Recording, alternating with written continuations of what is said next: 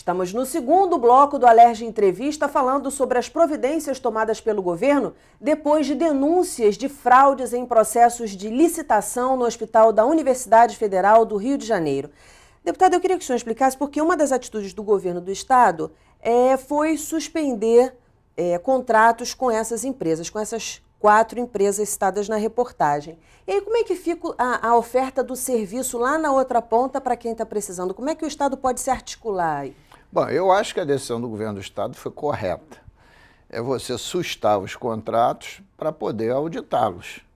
Se tiver vício no procedimento licitatório, evidentemente, rescindir esses contratos. Agora, é claro que eles vão ressalvar as questões emergenciais. Esses, de imediato, não poderão ser suspensos até que eles possam ter alguma forma de suprir a prestação desse serviço. Então, eu acho que o Estado vai ter esse cuidado de verificar o que não pode, o que a suspensão do contrato não vai causar um prejuízo maior ainda pela interrupção da prestação do serviço. Eles vão ponderar, mas essa seria a linha de comportamento. Suspender, auditar, indício de vício no procedimento licitatório, rescisão. Certo. Como é que fica essa questão jurídica também? Porque, por exemplo, fica configurado o crime ali, no seu entendimento? Olha, vão ter 2 vertentes. Os advogados de defesa vão alegar que quem era o chefe da licitação era um repórter da TV Globo, que ali foi colocado para montar a matéria. E que a matéria, então, seria uma obra de ficção e que o fato concreto inexistiu. Isso vai ser a ótica dos advogados de defesa, seguramente. Mas o juiz, antes de chegar ao juiz, o Ministério Público Federal, a Polícia Federal, enfim, os órgãos investigativos, vão dizer que se foi montagem ou não da televisão é outro aspecto da discussão. Mas, na verdade, eles demonstraram uma prática rotineira de formação de quadrilha, de corrupção ativa, corrupção passiva da parte que acata, enfim, mostraram uma prática criminosa. E essa prática criminosa está comprovada por imagem e som. E, por via de consequência, o crime está consubstanciado, né? Porque você pode ser punido por um crime que se realiza ou por um crime que foi sustada a realização, mas você organizou para isso. Então, eles formaram quadrilha e se organizaram para cometer crime. Então, podem ser punidos por ele, mesmo que esse crime tenha sido antes abortado. Sim.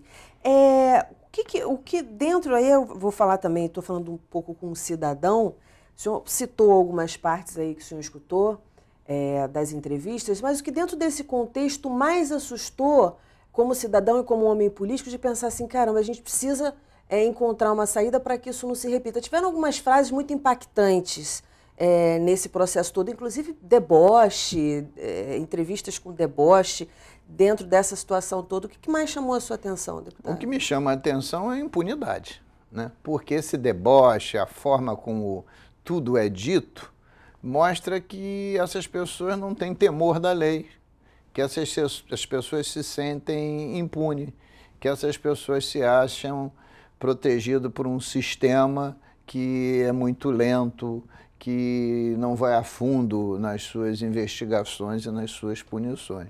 O que fica ali claro e demonstrado que a corrupção e a impunidade são irmãos gêmeos. Por isso que essa questão precisa de um tratamento exemplar, né?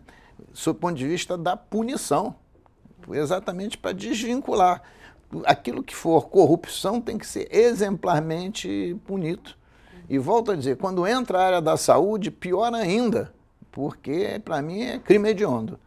Tanto é que há muito tempo que eu tento aqui uma lei que todos os medicamentos sejam comprados, sejam medicamentos hospitalares, sejam comprados em grande escala, sob o regime de registro de preços, exatamente para diminuir os intermediários e os preços caírem abruptamente. Em alguns municípios, essa prática já começa a ser adotada, aqui no estado já isso começa a ser visto com os olhos diferentes, porque é exatamente para tirar o vício dos procedimentos licitatórios e tirar também os intermediários, os cartéis e os arreglos. É isso que eu queria que o senhor fizesse uma ligeira comparação da sua proposta de como ela seria efetivamente na prática e como acontece agora, para a gente poder fazer uma análise. Você vai querer comprar, vamos lá, Captopril, né? Um medicamento para combater a pressão que sobe, né? Então, se você chega e licita a compra de 1000 Captopril, e ele é genérico, vai ter um monte de intermediário que vai oferecer Captopril genérico.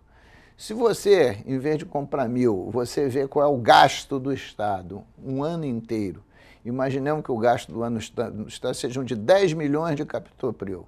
Então você compra 10 milhões de comprimidos de Captopril. Medicamento hospitalar, que não vem na embalagem comum, vem em grandes embalagens, somente os laboratórios podem entrar nesse procedimento licitatório, porque no mercado não tem isso. Então você tem uma concorrência mais pura e o preço, por causa da escala da quantidade, cai às vezes até em 1000 vezes. Nossa. Entendeu? Então eu acho que essa é uma forma dentro da saúde para você debelar um pouco esse processo.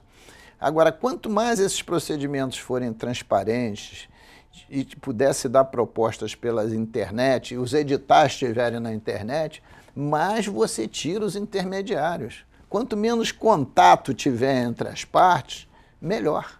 Com certeza. Outra coisa, a denúncia que foi feita foi numa esfera federal, hospital da UFRJ. O que o Parlamento Fluminense, já numa esfera estadual, pode fazer dentro desse cenário aí que se apresentou? Eu acho que tem 3 hipóteses de trabalho. A primeira nós já decidimos na comissão de tributação, é pedir que o Tribunal de Contas audite todos os procedimentos licitatórios que envolveu essas 4 empresas e todas aquelas empresas que deram cobertura das mesmas, para ver se isso aconteceu no Estado. Sim. Nos procedimentos licitatórios. E depois investigar os contratos para ver se eles têm sobrepreços em relação aos preços de mercado que caracterizaria o plus a mais para ser distribuído pelos corruptos, né? O outro procedimento é a gente buscar medidas que evitem que isso aconteça. Por exemplo, uma das medidas é não ter mais entrega de edital em lugar nenhum, os editais todos irem para a internet. É uma medida. Na cabeça dos parlamentares pode ter outras medidas. E a terceira medida, sempre mais radical, é a instalação de uma CPI, né? Mas CPI tem sempre a famosa fila de outras CPIs na casa, né? Tem um número máximo de CPIs. No máximo de CPIs, etc. Ainda tem as comissões que funcionam na casa. Mas o fato concreto foi no Hospital Federal do Rio de Janeiro. Então, eu acho que a CPI que de pronto tem que ser aprovada e implantada é na Câmara Federal. E é claro, se houver uma aqui para subsidiar de lá, também ótimo.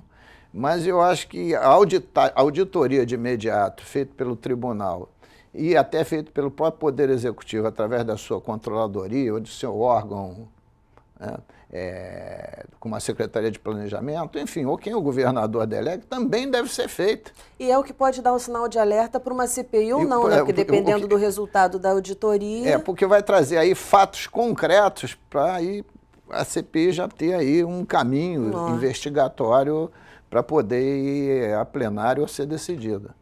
Certo. Essa sugestão ao Tribunal de Contas, como é que isso acontece oficialmente, né? A comissão, ela sugere ao Tribunal de Contas? Não, ela não como é sugere, que é o trâmite? Não. O trâmite é muito claro.